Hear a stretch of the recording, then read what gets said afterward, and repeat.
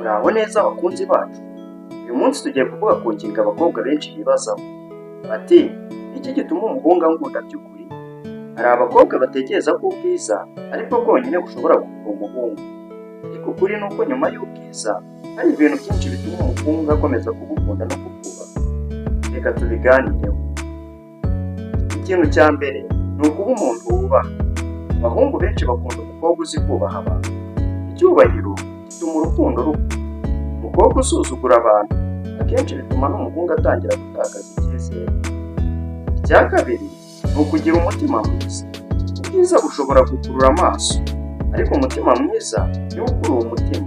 Umuhungu ashobora kwibagirwa imyambaro wari wambaye, ariko ntashobora kwibagirwa uburyo wamufashije igihe yari afite ikibazo.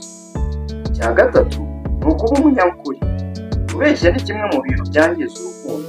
Iyo icyizere gicitse biragorana kongera kucyubaka. Niyo mpamvu abakobwa bavuga ukuri bubahwa cyane. Icya kane ni ukugira icyizere muri bo. Abahungu benshi bakunda umukobwa wiyubashye. Umukobwa uhora yigereranya n'abandi cyangwa wumva ko ntacyo amaze ashobora kugorwa no kwiyakira. Kwizera uwo uri we ni ikintu gikura cyane. Icya gatanu ni isuku n'ukwitunganya. Kwiyitaho ni ingenzi.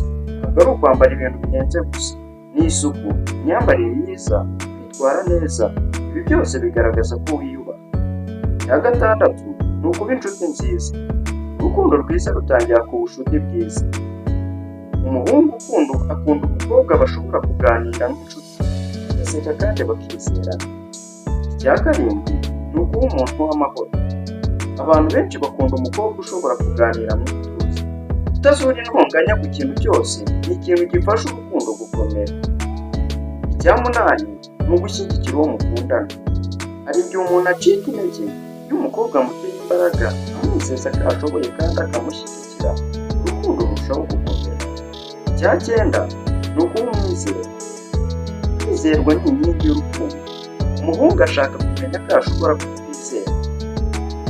Nta rukundo rushobora kuramba igihe icyizere cyarangiye. Ikintu cya cumi, kuba uwo uriwe. Ikosa abantu benshi bakora ni ukwigereranya n'abandi.